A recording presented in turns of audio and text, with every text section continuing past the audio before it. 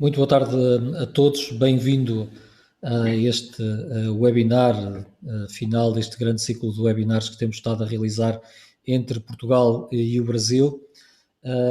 E eu queria agradecer profundamente, em nome da Associação Portuguesa de Administradores Hospitalares, a todos que têm estado a acompanhar estes webinars, que têm sido essencialmente partilha, mas permita-me agradecer profundamente aos nossos parceiros brasileiros nesta iniciativa, à GPS, à ONA, à FBH. Muito obrigado por trabalharem connosco nesta iniciativa, que para Portugal e para os portugueses tem sido muito interessante e importante também para nos ajudar a responder melhor à pandemia Covid-19. Connosco temos hoje a Camila, o Péricles e o Márcio, que também vão dizer aqui umas pequenas palavras. Eu desde já passava à Camila da GPS e agradecer-lhe aqui mais desta forma virtual a sua parceria. Tem que ligar o micro, está muda. Obrigada, obrigado. Para a GPS, uma das idealizadoras desse ciclo de lives, né, entre Brasil e Portugal, que está há mais de 10 anos mudando a comunicação do setor da saúde, a gente pudemos ver com essa iniciativa de debate entre grandes executivos de saúde do Brasil e de Portugal, que realmente, como disse o diretor da OMS, Tedros Adhanom, todos nós aprendemos, infelizmente, da maneira mais difícil, que a saúde está no centro de tudo, da vida em sociedade, da economia, da educação. E a comunicação é muito importante para integrar tudo isso. Só conseguiremos superar esse desafio juntos. Por isso, o ciclo de webinars Brasil e Portugal é uma vitória. Para combater uma doença que rompe fronteiras, temos que construir pontes e colaborar uns com os outros, ou seja, nos comunicar, né? Agradeço enormemente a todos os que acreditaram nesse projeto, APA, ONA, FBH, todas as entidades apoiadoras e também aqueles que vieram aqui compartilhar seu conhecimento. E cito alguns: Dr. Gonzalo Vecina, Wilson Polara, Maria Lúcia Capello, Dr. Alexandre Lourenço, minha sócia Gilmar Espino, e tantas grandes figuras para nos ensinar e demonstrar o que já aprendemos com tudo isso que estamos passando. Contando com a live de hoje, serão mais de 20 debatedores e já superamos a marca de 2.000 visualizações dos vídeos, que para o nosso setor é um excelente número. Isso mostra o quanto todo o setor está unido e sedento por troca de conhecimento. Conte conosco para essa comunicação integrada. Obrigada, diretora de comunicação da GPS, por ter abraçado esse projeto e ter feito ele possível. Tenho certeza que ajudamos muitas pessoas. Vocês encontram mais informações sobre outros projetos da GPS, digitando GPS Health em qualquer local da internet, em todas as redes. Que tenhamos uma grande finalização. Obrigada. Muito obrigado, Camila. Eu passava para o Péricles da Organização Nacional de Acreditação, também para nos dar aqui um pequeno seu contributo e agradecer-lhe também em nome de todos. Muito obrigado, muito boa tarde a todos. Para a ONA, a Organização Nacional de Acreditação, a participação nesse conjunto de webinários foi extremamente positiva. Nesse momento em que o paciente é o protagonista do seu cuidado, cada vez mais o envolvimento dele, dos seus familiares, torna-se muito importante para todos nós no seu processo de tratamento, no seu processo de relacionamento com os profissionais de saúde. Indiscutivelmente, todas essas orientações dadas por profissionais competentes têm o seu peso, têm o seu valor, e isso foi demonstrado pelos números expressivos de participação nos processos, em todas as webinários que foram apresentadas. Os debatedores, os participantes, bastante envolvidos, bastante preocupados com o foco centrado na pessoa, que é isso que a gente quer, é isso que nós pensamos na ONA desde o início da sua formação, há 21 anos atrás. Garantindo a individualidade do paciente, garantindo a sua segurança, garantindo o envolvimento dos profissionais de saúde, a segurança dos profissionais de saúde e o envolvimento dos profissionais de saúde com seus pacientes e familiares, nós podemos garantir também o sucesso do tratamento e os bons resultados positivos em todo o processo de tratamento. A acreditação, sem dúvida, se envolve profundamente com todo esse processo. E essas webinars, com os seus participantes e principalmente com os seus debatedores, a quem eu agradeço efusivamente, apresentou exatamente esses resultados positivos.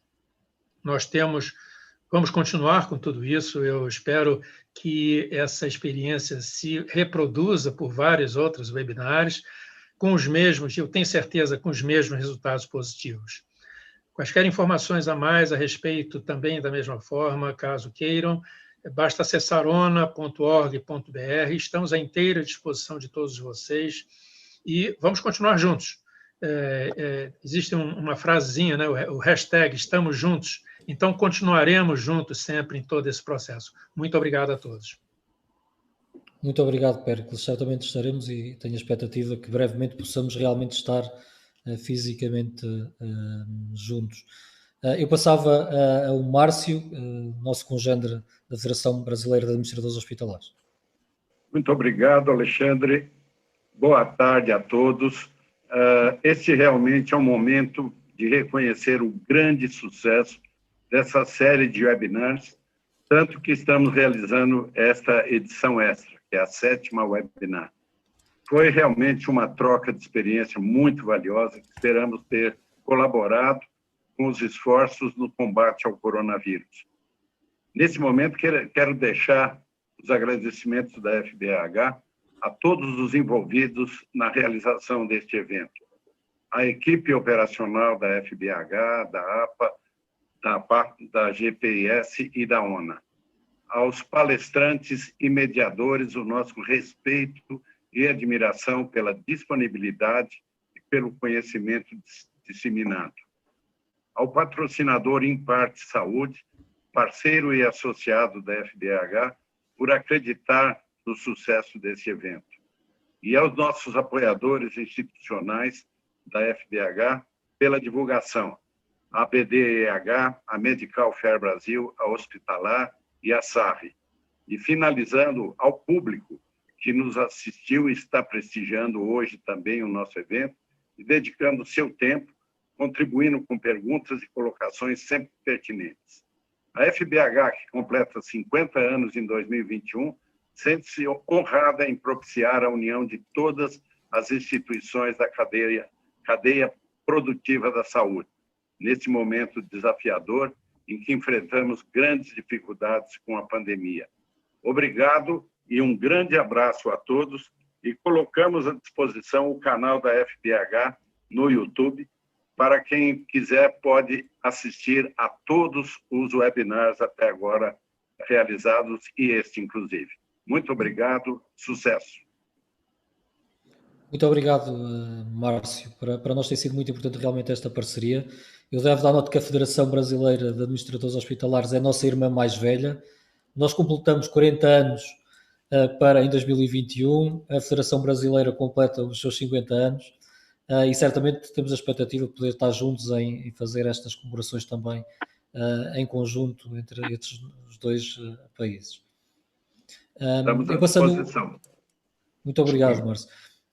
Eu também não queria deixar de agradecer ao patrocínio da Imparte Saúde, o importante patrocínio que teve a este conjunto de webinars. O nosso tema, eu queria agradecer então à Camila, ao Péricles e ao Márcio por estas importantes palavras e por esta parceria, e daríamos então início ao nosso webinar de hoje. Eu, entretanto, também queria então apresentar aqui os nossos convidados do webinar de encerramento de hoje, que teremos então o Salvador Gulo Neto, que é gestor em saúde e pós-graduado em segurança do paciente, da Organização Nacional de Acreditação. Muito obrigado, Salvador, por estar connosco. É o Paulo Frange, muito obrigado também por estar connosco, que é vereador da cidade de São Paulo, é médico cardiologista e administrador hospitalar e também estará aqui a representar a Federação Brasileira de Administradores Hospitalares. E permitam uma saudação especial ao Ricardo Mexia, médico de saúde pública, presidente da Associação Nacional de Médicos de Saúde Pública em Portugal. Frequentámos a Escola Nacional de Saúde Pública exatamente na mesma altura, e tem sido uma voz presente em Portugal e uma voz liderante no combate à Covid-19 em Portugal, não só na vertente da saúde pública, mas em toda a versão, também à vertente socioeconómica, para além da sanitária, no combate à Covid-19. Portanto, agradecer aos três por estar connosco, e eu iniciaria essencialmente para pedir-vos a fazer uma pequena apresentação, uma pequena introdução, e depois passaríamos para o debate. Dava nota também à assistência que podem colocar as perguntas no YouTube, e nós passaremos também para depois, no final, para aqui um período de debate. Entrando, Salvador, dou-lhe a palavra. Muito obrigado. Muito obrigado, Alexandre. Obrigado pela oportunidade. Eu queria iniciar agradecendo à ONA pelo honroso convite de estar aqui representando a organização, e uma alegria poder estar junto com, prazer conhecê-lo, Alexandre, Paulo e Ricardo Mexia, para a gente poder fazer esse debate aqui. Então, acho que para a gente poder iniciar a nossa conversa, o nosso debate, né, falando de desconfinamento e os impactos, né, uma questão especificamente de saúde pública. Eu acho que nós, como gestores de saúde, temos que lembrar, né, que a origem de tudo isso, né, a origem do ficar em casa, o stay home, achatar a curva, ela é uma origem em segurança do paciente, né? Por que segurança do paciente? Porque se nós todos tivermos uma doença ao mesmo tempo e procurarmos as instituições, sabemos que as instituições vão ter sobrecarga e não vamos poder prestar o atendimento a todos, né? Tivemos uma outra pandemia já há 10 anos atrás, 2009, do H1N1, onde não foi necessário fazer esse tipo, né, de medida mais restritiva que está acontecendo agora. Então, acho que essa é a primeira coisa, né? Então, houve uma necessidade em função de uma característica que fomos aprendendo. Nós não conhecíamos essa doença, né? É um movimento todo novo, acho que temos que ser humildes no sentido de olhar para as experiências que estão acontecendo há mais tempo e tentar aprender. Acho que essa é a segunda grande lição, né? E aí, entrando mais especificamente no nosso debate, Alexandre, a gente tentar olhar para os países em que isso iniciou de uma maneira, vamos dizer assim, anterior, né? Então, vamos olhar, por exemplo, para a China, o que está acontecendo, né? A China teve aquele episódio inicial lá no início do ano em Wuhan, foi o grande, vamos dizer, o disseminador das primeiras cepas virais e dos primeiros casos de infecção, né? E aí, depois de medidas bastante restritivas de políticas públicas, né, eles conseguiram controlar por um bom tempo, mas isto não significa que eles estão livres do Covid, né? Agora, há pouco tempo atrás, nós percebemos que houve, né, no mercado público chinês, um novo surto, um novo aparecimento, um novo hit de doença. Isso não significa que passou, né, desconfinou e as coisas voltam ao nosso antigo normal, vamos dizer assim, né, novo normal, antigo normal. Ou seja, é sim uma questão de saúde pública, nós temos que estar sempre atentos a isso, temos que saber dosar as medidas de reabertura.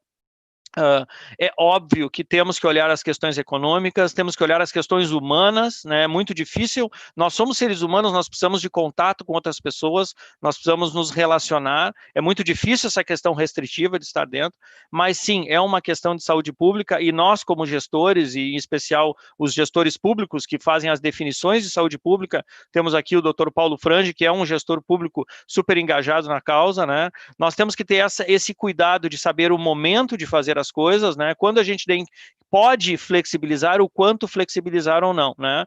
Estou morando aqui nos Estados Unidos nesse momento, estou morando em San Diego, percebi uma curva que foi crescente até o final de março, início de abril, depois um discreto momento de flexibilização, e aí após aquele episódio que todos conheceram do falecimento do George Floyd, com os protestos que vieram na sequência, tivemos uma segunda onda, e hoje nós temos dos 50 estados americanos, nós temos em 34 estados americanos uma curva ascendente, né, que está impondo novas medidas restritivas. Então, acho que com isso eu encerro a minha primeira fala para passar aos outros debatedores, mas sim a nossa responsabilidade de entender o processo como um todo, né, e dizer, como diz o americano, não existe uma solução one fits all, né, nós precisamos customizar para cada país, para cada região, ou fazer como a Alemanha, que está pensando em projetos em micro-regiões, e não nem em estados ou municípios, mas em isolamentos, mas em micro-regiões.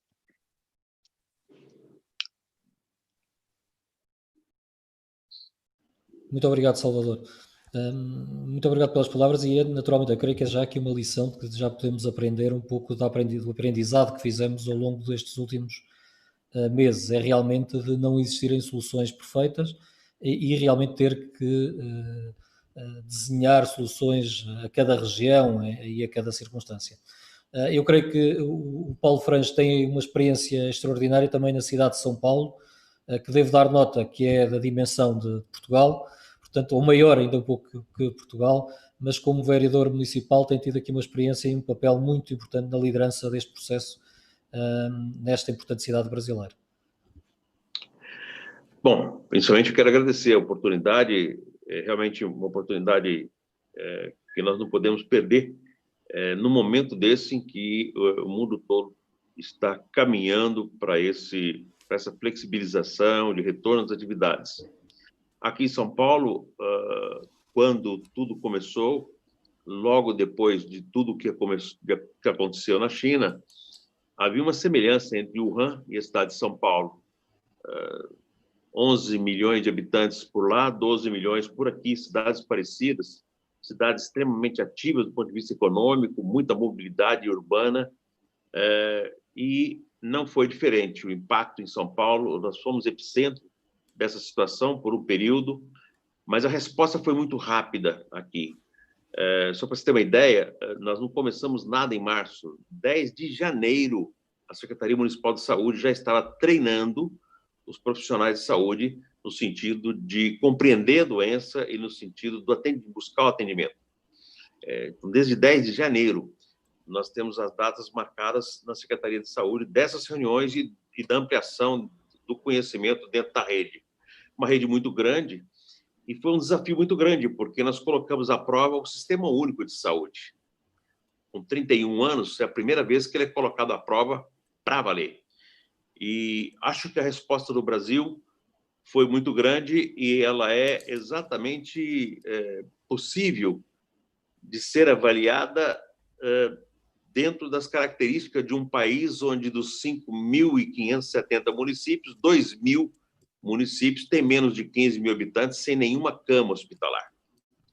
A cidade de São Paulo, com 12 milhões de habitantes, nós ainda temos muitos bairros com mais de 200, 250 mil habitantes sem um único hospital. Então, há uma distribuição perversa dos leitos, mas foi possível contemplar. O município abriu cerca de 1.300 leitos de UTI, mais de 1.500 leitos de enfermaria, e contou com uma colaboração que a gente esperava, mas não tínhamos certeza que seria tão rápida, que é a participação do setor privado, as instituições filantrópicas, as entidades sem fins lucrativos, mesmo as privadas, elas vieram compor o nosso quadro de leitos disponíveis para UTI, naquele momento que faltou respiradores para o mundo, Brasil todo, mas São Paulo, apesar de todo o impacto que teve com a doença, não deixou nenhum dia um paciente sem ser internado por falta de vaga. E isso foi muito importante. Nós tivemos um pico, chegamos a ocupar 88% dos nossos leitos, mesmo com toda a ampliação, e hoje nós estamos convivendo com uma situação em que nós já temos mais de 30 dias com queda todos os dias do número de óbitos e com uma queda razoavelmente importante do número de novos contágios. Isso nos dá um conforto, mas vivo com vocês agora essa mesma angústia. Acho que esse bate-papo nosso aqui hoje, se é que nós podemos chamar de bate-papo, um assunto tão sério, mas é uma socialização de angústia, porque como é que nós vamos retornar? O comércio está retornando, a atividade econômica não pode deixar de estar ativa, mas agora nós precisamos de resolver o problema da escola.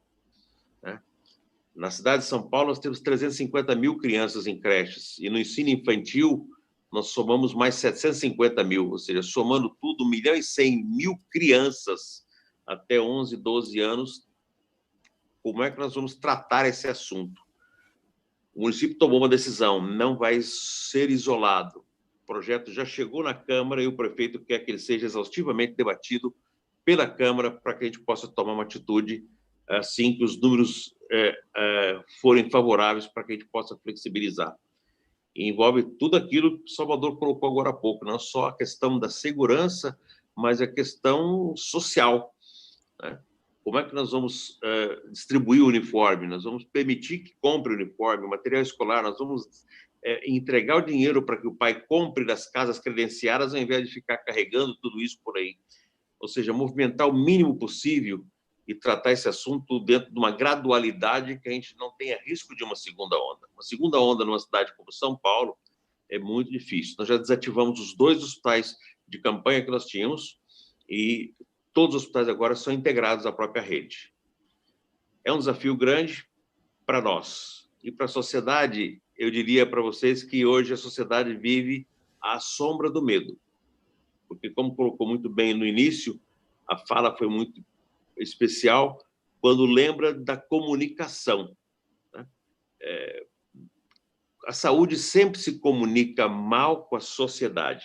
Nós nos comunicamos muito bem entre nós, mas lá na ponta nós tivemos um choque de mudanças nos nossos meios de comunicação. Hoje, as pessoas falam da UTI com a família do lado de fora, através de um tablet, através do celular, e nós impedíamos isso antes. E nós percebemos que a gente estava devendo uma comunicação mais humanizada, e hoje eu percebo que o Covid ensinou mesmo. Ele acabou por ensinar. Muito obrigado, Paulo.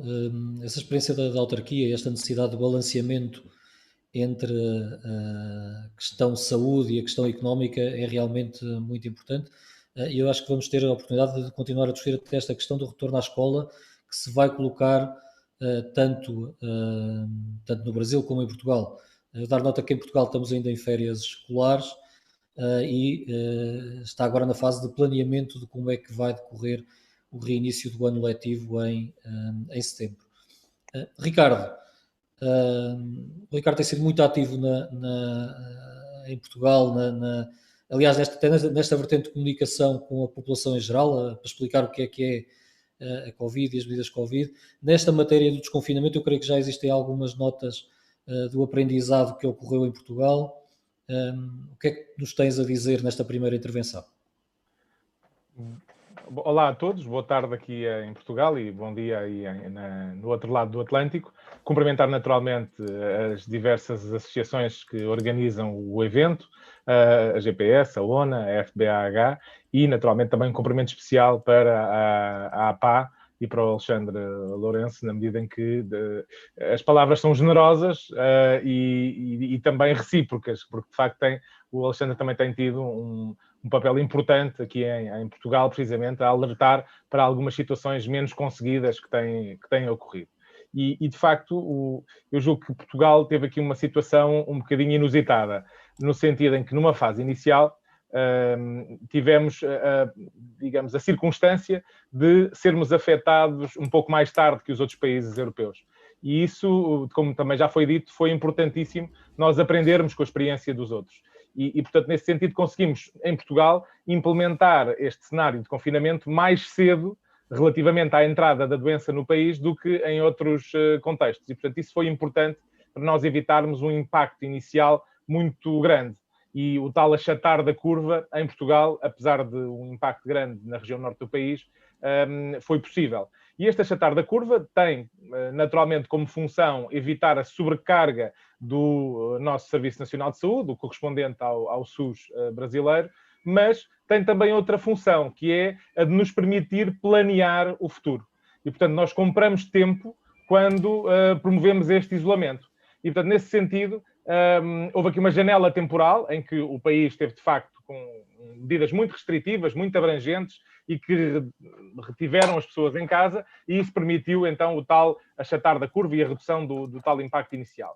Mas sabíamos que, mais cedo ou mais tarde, esta situação teria que se resolver, no sentido em que não é sustentável manter as pessoas em casa durante largos períodos de tempo. Ainda assim, ainda estivemos mais de 2 meses e meio nessa circunstância.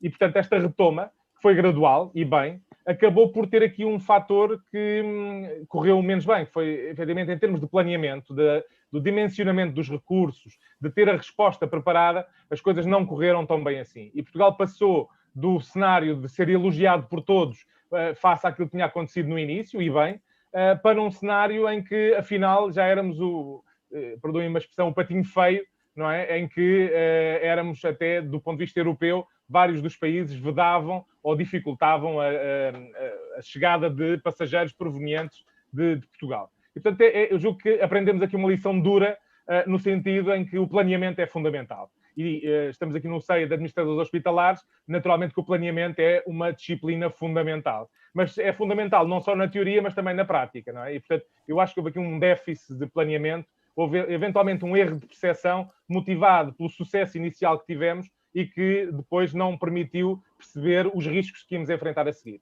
Também dizer que a situação não é uma catástrofe, ou seja, é verdade que temos um número relevante de casos, aqui numa região concreta do país, designadamente aqui em torno da capital, em Lisboa, mas não é uma situação que tenha, neste momento, alastrado para o resto do país. E, portanto, apesar de tudo, é uma situação circunscrita e que nos últimos dias, felizmente, aparenta ter um decréscimo importante. E, portanto, acredito que estamos no caminho para conseguir chegar àquele que é o próximo embate no que diz respeito à retoma das atividades. É verdade que nós tivemos aqui uma retoma gradual, há um conjunto de atividades que não foram retomadas, sabemos que os grandes eventos foram cancelados, as concentrações de pessoas, mas há aqui um aspecto que é, de facto, provavelmente uma das maiores concentrações que ainda não foi retomado. E o Alexandre já fez menção a isso, que é a dimensão escolar.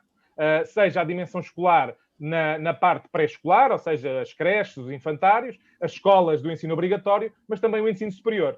Houve algumas universidades a retomar atividades em modelo misto, mas apesar de tudo, foram tudo, digamos, realidades muito concretas e até mais motivadas pelos fenómenos de avaliação, ou seja, a realização de exames, de testes, enfim, muito orientado para essa área. E, portanto, o planeamento da retoma das escolas, que acontecerá alguns em setembro, outubro, é fundamental, porque vai mobilizar, de facto, uma fatia muito grande da população, que não são apenas os estudantes, são também os pais que têm de deslocar os estudantes, é toda a comunidade, os professores.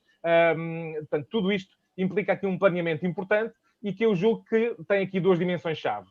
Por um lado, aquilo que é a comunicação, também já aqui foi referido, e houve aqui, fruto daquele sucesso inicial, algumas mensagens contraditórias que levaram a que eventualmente as pessoas adotassem comportamentos de maior risco. E outra questão é precisamente o dimensionamento dos recursos, ou seja, nós percebermos onde é que temos que reforçar as nossas capacidades de resposta. E é verdade que houve uma preocupação importante no que diz respeito, por exemplo, à situação dos ventiladores. Portanto, a ventilação mecânica era efetivamente uma área em que Portugal, comparado com o resto da Europa, tinha uma situação deficitária e houve aí um reforço. Depois podemos falar dos problemas que houve em relação a isso, dos materiais que chegaram avariados ou em línguas que nós não percebíamos, enfim, depois já são minudências, mas houve aí uma aposta clara no reforço da capacidade dos cuidados intensivos. Mas a montante, que eu acredito que é onde se resolvem as pandemias, ou seja, é evitando que as pessoas adoeçam, efetivamente não houve aqui uma aposta de dimensionamento de recursos, de pensar o que era necessário, e não falo apenas de reforçar as unidades de saúde pública. Nós estamos há várias semanas à espera que seja lançada a tal aplicação que permitirá ajudar no rastreio de contactos. É certo que em vários países europeus a aplicação não foi particularmente bem sucedida.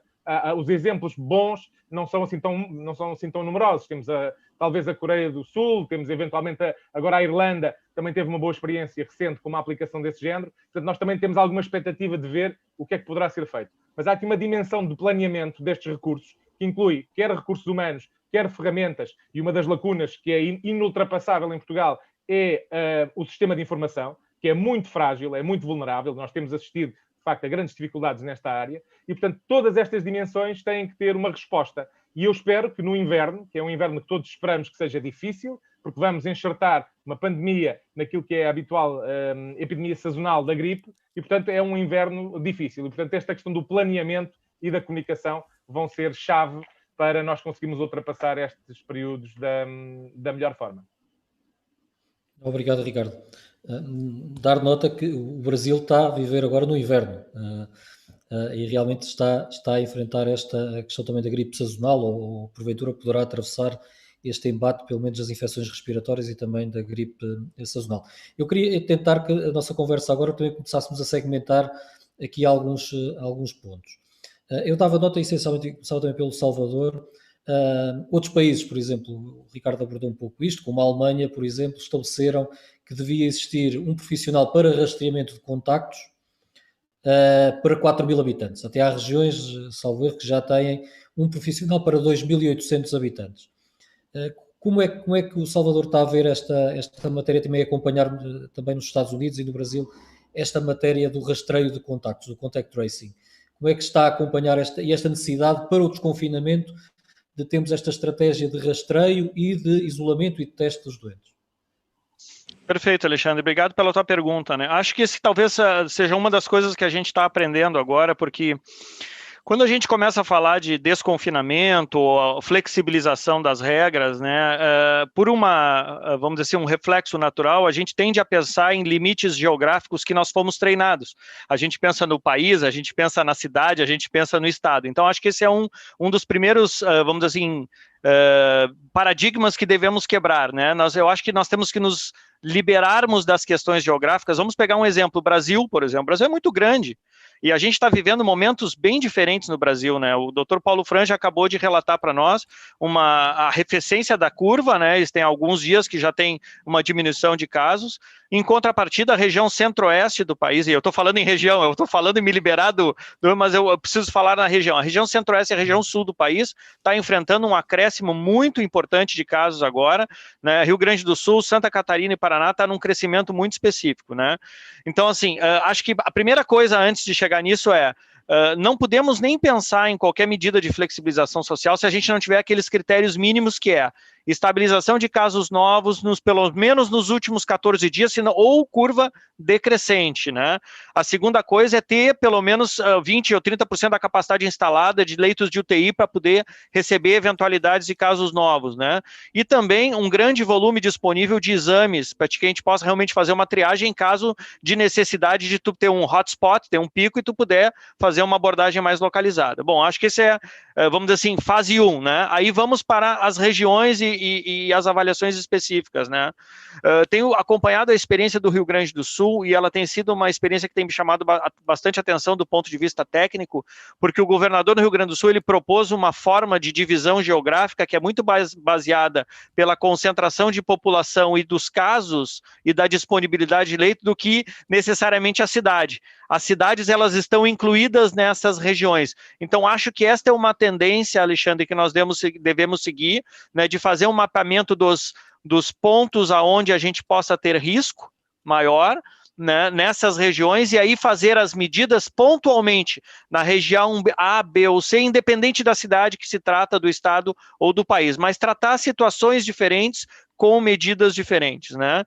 E aí tem uma questão que eu acho que também cabe a gente trazer para o debate aqui, que eu acho que é um papel nosso como gestor para o público em geral, que é o seguinte: existe uma outra questão mental nossa do ser humano, não é dos médicos e do público em geral, que é o seguinte: nós costumamos ter um raciocínio que é binário, Alexandre, ou é tudo ou é nada, né? Eu acho que a gente tem que entender que existe um meio do caminho aí, este novo normal, vamos dizer, esses novos hábitos, ele não é exatamente onde a gente estava antes, e que por muito tempo a gente vai ter que, vamos dizer assim, educar a nossa população justamente para se adaptar a isso, porque senão qualquer medida que nós façamos de flexibilização pode resultar num estouro, uma segunda onda logo ali na frente. Então acho que isso é de extrema importância para a gente, gestor, é cobrar a utilização de máscara, de álcool gel, de distanciamento social, de evitar os aglomerações, e isso é extremamente importante, né? A gente tem vários exemplos aí mostrando que quando a gente não respeita isso, a gente encara, assim, uma nova onda. Então as pessoas têm que entender. E a outra coisa que é importante que as pessoas entendam: quando tu adota medidas de flexibilização e distanciamento e flexibilização do distanciamento social, não significa que acabou. Significa que a qualquer momento, havendo uma piora do resultado, pode ser necessário voltar atrás. Então as pessoas têm que estar com esta cabeça pronta para entender que às vezes é necessário dar esse passo atrás justamente para evitar a segunda onda. Então tem um aprendizado da população que eu acho que isso é muito responsabilidade nossa, Alexandre, da gente fortalecer, como disse o Paulo e os outros colegas, nós temos que fortalecer esta linha de comunicação e nós, como gestores, temos que ir para as redes e temos que falar muito sobre isso, né? Para as pessoas entenderem que não é preto ou branco, existe um cinza, existe um novo comportamento e que ele pode ser necessário a gente voltar atrás se houver pioras em determinados momentos. Eu creio que para nós acaba por ser mais simples entender essa necessidade. Eu creio que para um político como o Paulo, como responsável político, é difícil de comunicar à população esta necessidade de até fazer confinamentos assimétricos, não é? De acordo com a evolução que possa existir, mesmo numa cidade tão grande como São Paulo. Mesmo nestas medidas, e em linha até com a nossa audiência está a colocar aqui algumas questões, a questão até da obrigatoriedade de utilização de máscara. Vimos os problemas dos Estados Unidos, o presidente Trump agora veio adotar a necessidade da obrigatoriedade da utilização de máscara. Como é que está a situação em São Paulo? Como é que, do ponto de vista de um vereador, está esta capacidade de comunicar e de explicar estas matérias à população, ou vamos ter que as tornar obrigatórias? Bom, com relação às atitudes aqui em São Paulo, foi curioso a adesão da população à máscara. Nós nos surpreendemos com a primeira pesquisa que foi feita depois de insistir que a máscara era importante. Foi feita uma pesquisa e mostrou que 96% da população aderiu à máscara. A cidade de São Paulo tem subprefeituras, somos em 32, bastante periféricas e com IDH baixos, com índice de desenvolvimento humano baixos. E eu tenho caminhado por lá e a gente começa a encontrar crianças já com máscara, andando com as mães com máscara. É muito interessante. Agora, curiosamente, em alguns ambientes, as pessoas insistem em ficar sem máscara. Ontem eu fiz algumas visitas e eu me deparei com autoridades sem máscara. Dentro do ambiente deles, trabalhando todos, tinham 8 ou 10 pessoas sem máscara. Então, a adesão da população tem sido muito grande. O nosso grande gargalo é que tudo que nós tratamos de distanciamento e falamos de higienização e falamos do cuidado, vale até o transporte público. Quando eu vou para o trabalho, ou eu volto do trabalho, eu utilizo o transporte público, principalmente ônibus e trem, a gente observa que todas as regras são quebradas, porque todos querem chegar na hora, todos querem sair de casa quase na hora de ir embora para o trabalho, quase na hora de chegar, e aí todos estão dentro do mesmo vagão. É quase impossível, e as tentativas de reduzir isso foram todas testadas, mas sem adesão. A gente continua encontrando os ônibus lotados, mesmo que você aumente o número de carros, você vai ter o mesmo problema, porque nós aqui no Brasil ainda não conseguimos escalonar os nossos horários de entrada do trabalho. Agora, com a reabertura, começando algumas atividades às 7, às 8, outras às 10, outras às 11, está melhor no período da manhã, mas no período da tarde, mais uma vez, você encontra as pessoas retornando quase que todas no mesmo horário. Isso é muito interessante. Então, o gargalo maior nosso ainda é o transporte público. No metrô, as coisas acontecem muito bem durante todo o dia, exceto os 2 pontos de pico. Agora, a população se educou rapidamente. Por exemplo, a campanha de vacinação para a gripe deste ano, que termina agora dia 20 na cidade de São Paulo, a adesão foi altíssima. Vacinamos idosos, chegamos a muito mais de 90% da meta atingida. As pessoas que estavam fora do grupo de risco estão vacinando. Estamos fazendo esse trabalho não só de forma passiva, aguardando a unidade básica de saúde, mas estamos indo até as vilas, até as comunidades, aos grandes mercados que têm um estacionamento, tudo ao ar livre, utilizando de tendas para que as pessoas não se aglomerem, grandes escolas que estão fechadas, pátio de universidades, e a adesão tem sido muito grande. Mas veja, é muita informação para a família, porque essa semana começou também a vacinação para o sarampo. Então, quem estava saindo de um processo vacinal agora há pouco, já tem uma outra vacina agora, que é o sarampo. E todos, na verdade, estão aguardando a vacina do coronavírus. Mas é muito interessante, porque agora a adesão parece que mudou, ou seja, até mesmo nesses primeiros momentos agora da vacina do sarampo, a gente percebe que as pessoas estão mais atentas. Eu acho que esse é um processo de aprendizado da sociedade e ela tem sido parceira, exceto alguns grupos que são absolutamente resistentes. Nós ainda temos na cidade, e tivemos essa semana, bailes funk no bairro. Ontem, onde nós fizemos uma área com higienização, com aplicação de propolito de sódio em áreas de maior adensamento humano, pontos de ônibus e tudo, aconteceu no final de semana bailes funk. E esses mesmos que frequentam os bailes funk são os que estavam lá sem máscara. Não usam. E são jovens. Mas não é fácil, eu acho que ainda vai demorar um pouco mais. E quanto à regionalização na cidade de São Paulo, Salvador, isso foi pensado porque nós temos 96 distritos e alguns distritos estavam bastante protegidos, mas nós não conseguimos isolar esses distritos dos outros que tinham mais contaminação. Aqui, doutor Alexandre, nós temos um grande problema. A eleição acontece a cada 2 anos. Uma eleição municipal em que elege vereadores e prefeito. Depois de 2 anos, nós elegemos governadores e deputados estaduais e federais. Portanto, qualquer atitude que pareça antipática acaba mudando a vontade do gestor público em buscar essa solução. Por isso que o apoiamento do gestor público em atitudes técnicas, científicas, de comitês que o acompanham, acaba por validar tudo isso e facilitar a vida do gestor público também, que depende de uma próxima eleição. Não, obrigado. Essa componente realmente é bastante importante. Ricardo, eu não queria abandonar esta matéria da noção do rastreio de contactos. Como é que tem sido a tua experiência nesta matéria? Tens que ligar o micro. Tá mudo. Pois, eu acho que há aqui uma dificuldade que é... nós temos uma estrutura de saúde pública que é robusta, mas, do ponto de vista de recursos humanos, não é muito elástica.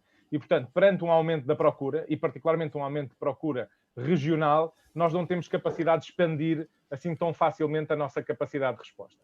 E portanto, enfrentamos aqui algumas dificuldades e que terão levado, ou terão contribuído também, para um aumento do número de casos face à dificuldade que tínhamos em fazer os inquéritos epidemiológicos e depois fazer as vigilâncias ativas de um conjunto de cidadãos que deviam estar em quarentena. E, portanto, houve aqui uma dificuldade acrescida fruto dessa menor elasticidade. E, portanto, preocupa-nos que, em vez de haver aqui uma aposta clara e perene, porque esta situação é uma situação que vai durar algum tempo, pegando aqui também nas palavras do Salvador, eu acho que há um artigo muito interessante do Thomas Poeio chamado The Hammer and the Dance, ou seja, o martelo e a dança, e, portanto, nós, numa fase inicial, a única opção que tínhamos era o martelo, e, portanto, foi uma medida drástica, abrupta, de lockdown, portanto, de confinamento para todos para grande parte da comunidade, pelo menos, e depois, com esta retoma, vamos ter que fazer uma dança, que vai ser feita de avanços e recuos, não é? Vai ser feito de uma retoma de algumas atividades e, se constatarmos que efetivamente há uma tendência crescente do número de casos, podemos ter que recuar. E, portanto, esta dança é algo para a qual também temos que saber comunicar e também temos que responsabilizar até os próprios cidadãos, ou seja, a percepção de que também está nas mãos deles a dança ser mais rápida ou mais lenta é uma percepção que é fundamental. Mas, voltando então à questão do rastreio dos contactos, eu diria que a necessidade de recrutar de forma permanente recursos humanos que possam acompanhar estas situações e até tendo em conta que, em grande parte, o seu trabalho é deslocalizado, ou seja, é feito por telefone, é possível que esta estrutura até possa ser concentrada numa dada região ou dispersa pelo país, mas que possa dar resposta precisamente aos contextos em que ela seja necessária. Se é verdade que agora em Lisboa e Val do Tejo é onde temos a maior parte dos problemas, eventualmente, se nós tivéssemos esta estrutura dispersa pelo país, podíamos recrutar recursos dessas outras regiões, que estão mais folgadas, digamos assim, para colaborar neste esforço aqui na região de Lisboa e Val do Tejo. Outro aspecto que me parece importante é a criação de equipas de resposta rápida, porque o que nós vamos ter, assumindo que não temos uma disseminação comunitária assim tão vasta, fruto das medidas de controle, as máscaras, o distanciamento, enfim, as medidas que cada operador económico também está a fazer para promover a separação física. Portanto, se tivermos equipas de resposta rápida, que perante surtos concretos, e o que nós temos assistido é um pouco isso, são surtos em empresas, são surtos em lares, são surtos em contextos muito claros, e, portanto, se tivermos equipas rápidas que se deslocam a esses locais e fazem tudo o que há para fazer, têm que fazer, naturalmente, a identificação dos casos, incluindo a componente diagnóstica, e depois têm que fazer a identificação dos contactos e a colocação em quarentena. Portanto, estas equipas podem ter aqui também um papel interessante, por forma a nós conseguirmos controlar de forma célere aquilo que é a evolução da situação. Porque é importante nós também termos a percepção, e este é o outro lado da moeda, que o rastreio de contactos é importante, mas nós não podemos perder as outras doenças. E este é um aspecto que também não podemos, de facto, deixar de lado, é que o resto das doenças continuam a acontecer. E, portanto, nem toda a estrutura de saúde pública, nem toda a estrutura hospitalar pode estar exclusivamente concentrada nas questões Covid. É evidente que tivemos aqui uma emergência, tivemos que, provavelmente, recrutar tudo o que havia disponível para esta necessidade premente, mas, paulatinamente, vamos ter que pensar que os impactos das outras doenças também têm que ser mitigados e, portanto, vamos ter que ter estruturas mais dedicadas ao Covid e que se deslocam para responder a essas necessidades e as outras estruturas têm que poder voltar, digamos, a alguma normalidade, a alguma retoma daquilo que é a sua atividade normal, porque as outras doenças, naturalmente, também não pararam. Obrigado, Ricardo. Eu até pegava neste último ponto, que parece também importante para o Salvador dar-nos o seu contributo. Pelo menos a nossa perspectiva em Portugal, e temos até discutido isto nos últimos webinars, é que realmente estamos a ter uma carga de doença bastante superior, até pela limitação que existiu de acesso a cuidados de saúde. Para a dimensão de um país como Portugal, estamos a falar de mais de 100 mil cirurgias, estamos a falar de 3 milhões de consultas médicas, ou bem mais de 3 milhões de consultas médicas. Como é que vemos esta retomada da atividade também do setor da saúde? Porque não estamos a falar da retomada de todo o setor económico, do desconfinamento. Estamos a falar também de toda a estrutura de saúde voltar a operar num novo normal. Alexandre, eu acho que esse é um outro ponto fundamental e eu ouvi esses dias um depoimento de um colega meu que me ficou muito marcante, né? Ele me disse assim: Salvador, as nossas emergências estão perigosamente vazias. E aquilo me chamou a atenção. Por que perigosamente vazias? Porque mesmo as pessoas com dor torácica ou eventualmente algum sintoma de quadro cerebral, neurológico, ou pacientes que faziam tratamento de câncer, né, não estão procurando por medo de Covid. Eu acho que isso é uma outra responsabilidade que nós, como gestores, que trabalhamos com hospitais e operadoras, devemos dizer para as pessoas o seguinte: não subestimem as suas doenças de base. Continuem os seus tratamentos seletivos. Se você tem câncer, se você é um cardiopata, tem diabetes, tem algum problema neurológico, você deve ir ao hospital. Os hospitais estão tomando todas as precauções, os fluxos adequados, trabalhando todas as medidas de segurança do paciente para que você não seja contaminado dentro da instituição hospitalar. Então, acho que esse é um ponto bem importante de lembrar às pessoas que, assim, não ir ao hospital por medo de pegar Covid pode ser pior para você. Né, você pode ter uma doença grave em curso, você pode morrer em casa. Esses dias eu vi uma reportagem, acho que foi o Dr. Torelli que publicou pelo HCOR, em torno de 30% a 35% de aumento de óbitos cardiovasculares em casa, justamente pela dificuldade, pelo medo que as pessoas tinham que ir aos hospitais. Né? Então, acho que esse é um ponto que faz parte também desta nossa comunicação que estamos falando, né, deste nossa necessidade de ensinar a população em geral, tem esse ponto de atenção. O segundo ponto que eu gostaria de chamar a atenção, Alexandre, eu tenho acompanhado alguns estudos de prevalência, porque muita gente está esperando, né, a vacina, está esperando a cura e tal, e a gente tem feito esses estudos de prevalência para saber o quanto da população já realmente desenvolveu anticorpos ou não. Então, eu acompanho um estudo que já está no seu sexto inquérito, sexto ou sétimo inquérito agora, populacional, que é do Rio Grande do Sul, vocês devem conhecer, que é gerenciado pelo professor Pedro Halal, da Universidade de Pelotas, e até o quinto inquérito, né, está havendo um crescimento sim, mas nós estamos falando que menos de 0,5%, em torno de 0,5% da população gaúcha estava com anticorpos contra o Covid. No Brasil, os números são um pouquinho superiores, mas aí a gente tem que pegar os dados de São Paulo, os dados do Norte, que dá uma balanceada, nós estamos falando de 1,5%, 2%, quem sabe, da população com anticorpos. O que eu quero chamar a atenção com isso?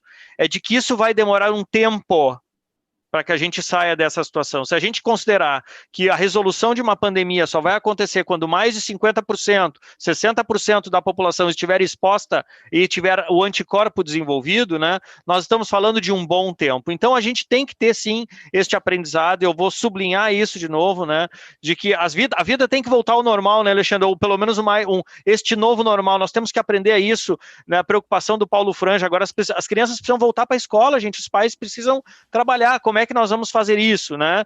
Tenho visto um movimento aqui nos Estados Unidos de tentar intercalar, dividindo turmas, umas vêm de manhã, outras vêm à tarde, ou então a que vem na segunda, quarta e sexta, da outra semana inverte, vai na terça e na quinta, e nos outros dias complementam lá. Não tenho respostas, né? A gente vai ter que se dedicar a isso. Talvez essa seja uma das grandes tarefas, né? Principalmente dos nossos gestores públicos, e aqui faço a palavra depois para o Paulo comentar em relação a isso, né? Porque acho que esse é o nosso grande desafio agora, né, Paulo? Porque sabendo que nós não vamos nos livrar desse problema tão cedo, e mesmo que venha uma vacina, vamos combinar, até que a gente consiga imunizar todo mundo, e sendo um vírus, né, o vírus da gripe, todo ano a gente tem que fazer uma nova dose, porque tem as mutações, então o Covid provavelmente vai ter um comportamento parecido. Então, mesmo que venha a vacina, nós vamos ter que aprender novos hábitos, nós vamos ter que aprender a conviver com uma situação que é diferente, né? Novo normal é realidade, e a gente vai ter que lidar com isso. Obrigado, Salvador. Paulo, como é que está a ser preparada esta situação da retoma das escolas pelo município de São Paulo? O que é que está a ser pensado? Nada naturalmente está numa fase de planeamento, mas estes modelos, por exemplo, de manter a escola à distância, de criar horários diferenciados para diferentes turmas, como é que está a ser planeado? Quais é que são as vossas ideias? Bom, aqui a ideia, inicialmente, é iniciar esse retorno a partir de 8 de setembro, se até lá tudo continuar nesse caminho de queda progressiva todas as semanas. Nós estamos nesse caminho até agora, não tivemos nenhuma curva que possa nos assustar nesse momento. Então, nós estamos preparando todo esse material até lá. A Secretaria Municipal de Educação fez um trabalho junto com a Universidade Federal de São Paulo para que pudesse dar embasamento técnico, para que pudesse ajudá-la.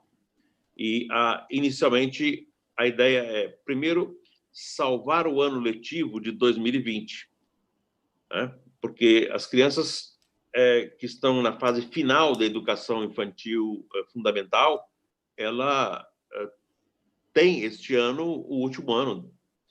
Portanto, serão as primeiras que retornarão. Por outro lado, nós temos na outra ponta as crianças que ficam em creches. E aí cabe uma avaliação no sentido do questionamento junto às famílias, e quais são as famílias que realmente precisam desse momento da criança na creche para que os pais possam trabalhar. A gente acredita que em torno de 20% a 25% precisam mesmo. Então, a ideia é, se for voltar, as crianças com mais idade voltarão primeiro, e a partir daí nós vamos escalonar esse retorno, inclusive com escalonamento de horário, com escalonamento de recreios, com distanciamento, turmas não mais do que 30%, 35% na sala de aula, ou seja, para cada sala de aula não teriam mais do que 12 alunos. E o restante faria a educação somada por videoconferência ou por TV. Na nossa legislação, fala em 800 horas todo o ensino básico, mas não está escrito se conta o ensino à distância. E isso vai ter que mudar na nossa legislação. Então, a Câmara recebeu essa semana, começa a debatê-lo hoje, para que a gente possa tratar esse assunto de tal forma a resolver todas essas dúvidas, inclusive dúvidas com relação à carga horária e esse reforço que nós vamos ter que dar para essas crianças ao longo desse período, que não será só no outro ano. Nós temos aqui uma situação que chama contraturno. Então, a criança tem de manhã a sua aula e à tarde ela ficaria num outro ambiente. Então, nós vamos tentar, no contraturno, fazer o reforço daquilo que ela perdeu este ano. Portanto, não será reforço para que o ano que vem recupere tudo. Nós estamos imaginando isso para 2, 3 anos, para que a gente possa recompor esse processo de pedagógico, que é da maior importância, e nós não podemos perder esse momento. A outra situação que envolve a saúde e a educação, no mesmo texto que nós recebemos, orientado pela universidade, a cidade está dividida por territórios onde tem organizações sociais que já fazem o trabalho de saúde naquela região, tanto da atenção básica, até mesmo com a administração de hospitais. Nós vamos contratar mais serviços para que a gente possa fazer o acompanhamento da saúde dos professores e a saúde das crianças nas escolas. Por outro lado, também nós temos um outro problema. Nós temos muitos professores que estão em faixa de risco, até pela própria idade, alguns deles ficaram nas suas escolas, ou têm comorbidades. Então, terão que ser substituídos. Nós vamos contratar emergencialmente, agora, por mais 12 meses, professores jovens, para que possam assumir o espaço desses professores que ficariam ausentes presencialmente nas salas de aula. Então, é toda uma engenharia bastante complexa, não é tão simples o processo. Os nossos profissionais de carreira da educação são antigos, muitos deles têm mais de 25, chegando a 30 anos de trabalho, então o número não é pequeno. Veja que só para atender a pandemia, a cidade de São Paulo contratou 9.100 funcionários novos para a saúde. E a nossa educação, ela é robusta, são 70 mil profissionais, né? Nós temos desses aí um número razoavelmente grande de que precisam de ser substituídos para enfrentar esse problema. Não vai ser tarefa fácil, a gente tem certeza absoluta. Mas o que eu tenho questionado, eu gostaria de colocar isso à apreciação de vocês. Acho que, neste momento, todos que são pais e que são avós têm que ter o direito de dizer: este ano, enquanto eu não tiver segurança, meu filho não vai à escola. Então, antes da gente obrigar a criança a voltar, nós deveríamos tornar esse processo facultativo. Os pais querem que as crianças voltem, uma grande parte não quer mesmo. Nós não deveríamos forçá-los a levar, nós poderíamos incluí-los nesse programa do ensino à distância, dentro do possível, para que a gente não tenha depois problemas com essas famílias que vão acusar o serviço público de oferecer o serviço público de educação e que levou à doença. Nós precisamos lembrar as famílias que a criança tem baixo contágio, não tem o mesmo processo de evolução da morbidade que a doença tem nos pacientes idosos, ou seja, elas contagiam um pouco e também se contagiam um pouco. Mas, de novo, quando se trata de criança, nós enfrentamos a figura dos avós. Aqui na cidade de São Paulo, hoje é a nossa maior resistência. Os pais, muitas vezes, aceitam, concordam, entendem, está compreendendo, mas o idoso que ficou isolado em casa e se apegou mais ainda agora, nesse período todo, aos netos, não acham que eles devam voltar. É um percentual pequeno, mas acredito que essa relação estabelecida em respeito, em ouvir a sociedade, acho que esse é um momento muito interessante para que a gente possa retornar à escola,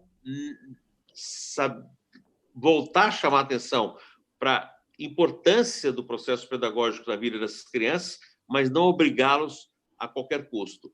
Até porque, do ponto de vista de aprendizado e de cumprir tudo que nós temos de pedagogia para este ano, para oferecer para as nossas crianças, é um ano que praticamente se perdeu, né? Nós estamos tentando recuperar ao máximo, mas é um ano que dificilmente nós conseguiríamos repor.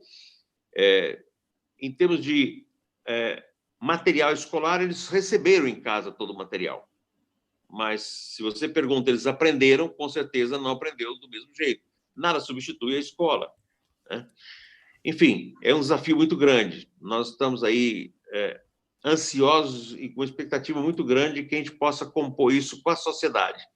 Eu não gostaria, inclusive, representando um público da cidade, nós temos essa representatividade, de tomar essa atitude sem consultar os pais também. Obrigado, Paulo. Parece-me que há aqui várias dimensões que realmente têm que ser tomadas em conta. Em Portugal começam a aparecer também alguns estudos sobre o impacto da não ida à escola, nomeadamente nos índices de pobreza. Existem muitas crianças, por exemplo, em Portugal, que a única refeição quente que têm por dia é a da escola pública. E realmente cada vez também percebemos é que o impacto da existência da escola pública também começa a ter um grande impacto nos índices de pobreza, de desnutrição também das crianças, e depois até no impacto também, naturalmente, no próprio domicílio. Eu creio que existem alguns dados, o Ricardo poderá também corrigir-me, mas há alguns dados que muitas crianças, mesmo durante o período de confinamento, acabaram por não ser contactadas pelos professores, mesmo que tenham sido disponibilizados material informático para as famílias, mas depois problemas de rede informática, de tudo mais, que criam aqui vários problemas. Nós ultrapassámos aqui a nossa hora. Eu queria pedir-vos também agora aqui um pouco uma capacidade de síntese. Eu sei que estamos a falar aqui de problemas muito, muito complexos e que dificilmente a esta hora seria possível abordar. Ricardo, que mensagem final é que tu poderias dar-nos em termos destas estratégias de desconfinamento? O que é que nós podemos, face ao aprendizado, ou que já conseguimos aprender, o que é que podemos projetar para o futuro? Que mensagem principal é que poderias nos dar? Eu julgo que a questão do gerir a incerteza é provavelmente o maior desafio. Nós temos 7 meses de evolução desta situação, tem havido uma evolução tremenda do conhecimento, da nossa percepção, e isso também não é fácil de comunicar. E, portanto, gerir esta incerteza, mas não deixar de agir perante essa incerteza é a chave para nós conseguirmos ultrapassar isto. Portanto, a tal questão de nós irmos acomodando a nossa resposta em função do que vamos conhecendo, da forma como a própria comunidade vai evoluindo, a situação epidemiológica vai evoluindo, é fundamental. E, portanto, sabemos que temos aqui até um problema, é que o impacto daquilo que nós fazemos hoje verifica-se daqui a, em média, 10 dias. E, portanto, também este navegar à vista também tem esta dificuldade. E, portanto, seguramente, intervenção célere, mesmo que não estejamos na posse de todos os dados, é melhor do que inação. E, portanto, gerir a incerteza, para mim, é seguramente uma das chaves do problema e vai implicar aqui uma resposta importante de todos. Dos cidadãos, adotando aqueles comportamentos que já todos ouvimos falar, da máscara, do distanciamento físico, da higiene das mãos, dos operadores económicos, e aqui incluo também as atividades diversas, as escolas, a cultura, enfim, tudo isso. Portanto, identificar maneiras de funcionar neste novo normal com a minimização do risco e também os Estados, os governos, no sentido de dotar os países da capacidade de resposta e a liderança necessária para que as pessoas possam também acompanhar pelo exemplo dos nossos dirigentes. E, portanto, enfim, é seguramente difícil, mas se todos contribuírem e fizerem a sua parte, eu acredito que vamos conseguir ultrapassar isto da melhor forma. Muito obrigado, Ricardo. Talvez passar para o Salvador também para uma mensagem final. Prezado Alexandre, deixar o meu muito obrigado por estar aqui nesse momento ímpar, aqui podendo debater esse assunto importantíssimo com vocês, reforçar as palavras do Ricardo, dizer que se os gestores tomarem a decisão de flexibilização, porque houveram critérios técnicos para isso, mas que dependem muito deste novo momento de comportamento da sociedade. Nós temos que aprender a conviver em comunidade de uma maneira diferente, sem aglomerações, usando máscara, higiene, distanciamento, e entendendo que quanto mais pudermos fazer isso, a chance de precisarmos retroagir e voltar para um estágio de fechamento é menor, né? Então, nossa obrigação é essa, difundir essa ideia, porque o que a gente tem de que funciona hoje realmente é isso, né? Tentar diminuir a velocidade de propagação de vírus até que a gente tenha uma solução um pouco mais objetiva. Obrigado pela oportunidade, Alexandre. Nada, foi um prazer, Salvador. Espero que esteja rapidamente de regresso ao Brasil, sei que está fora. Paulo, mensagem final. Eu sei que tem bastante no gestor público, não está a passar por dias fáceis. Que mensagem final é que tem para a nossa audiência? Meu caro Alexandre, eu quero agradecer essa oportunidade, é importante ouvir vocês. Eu acho que a gente tem que ter fé e acreditar que todos estão trabalhando com a finalidade única de acertar, né? Eu acho que agora é um momento muito importante da gente transformar essa relação entre o poder público e a sociedade. Essa relação tem que se aproximar, e eu acho que agora, pela internet, as ferramentas que estão disponíveis hoje, vai aproximar muito a sociedade do poder público, e o poder público embasado em academias, em trabalhos científicos, em técnicos, ele vai acabar, com certeza, produzindo resultados melhores, mais transparentes. Nós precisamos trazer a sociedade junto. Ela junto com o poder público, ela transforma o ambiente, com certeza. Eu tenho muita fé de que a gente vai conseguir isso. O Brasil tem toda a oportunidade para isso, é gigante, nós temos visto o sofrimento, temos 8 estados ainda em crescimento da doença, mas nós aqui temos o conforto hoje de conviver com 54% só dos nossos leitos de UTIs ocupados. Ficamos muito angustiados de saber que vizinhos aqui do lado estão sobrecarregados. São Paulo começou a receber, capital, pacientes da nossa região. Acho que a fraternidade, a solidariedade, todos esses sentimentos, eles vieram à superfície com esse processo. A pandemia vem ensinando muito mais do que a gente imaginava. Muito obrigado pela oportunidade. Foi um prazer muito grande estar com vocês hoje. Muito obrigado, Paulo, Salvador e Ricardo.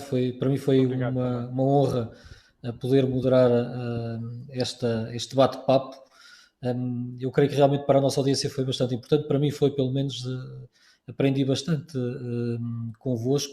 Eu também queria dar nota que a todos os participantes que nos acompanham no YouTube, as perguntas também vamos tentar que elas sejam respondidas, as que não foram aqui respondidas durante a nossa conversa.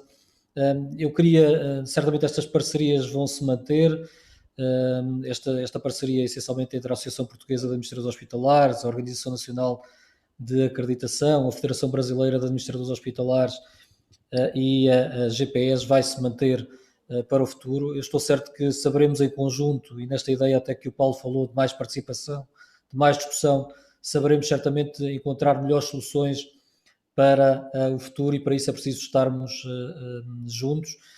Eu creio que em Portugal estamos a atravessar agora talvez uma fase menor, creio que estamos a falar de menos de 200 casos por dia, portanto está numa situação com algum controle e em queda. Estou certo que também vários do Brasil, que certamente são vários Portugais, e que está a atravessar situações bastante diferenciadas, mas certamente teremos que acreditar na razão e neste apoio que a ciência e os profissionais de saúde, os gestores, também podem dar ao poder político para tomarem as melhores decisões.